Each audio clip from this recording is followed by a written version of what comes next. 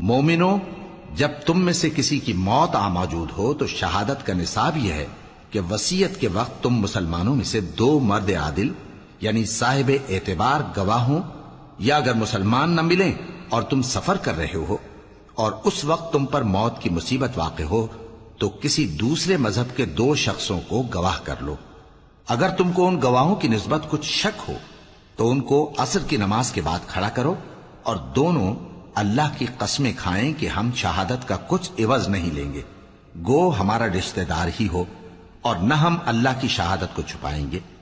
اگر ایسا کریں گے تو گناہ گار ہوں گے۔ پھر اگر معلوم ہو جائے کہ ان دونوں نے جھوٹ بول کر گناہ حاصل کیا تو جن لوگوں کا انہوں نے حق مارنا چاہا تھا ان میں سے ان کی جگہ اور 2 آدمی کھڑے ہوں جو میت سے قرابت قریبہ رکھتے ہوں،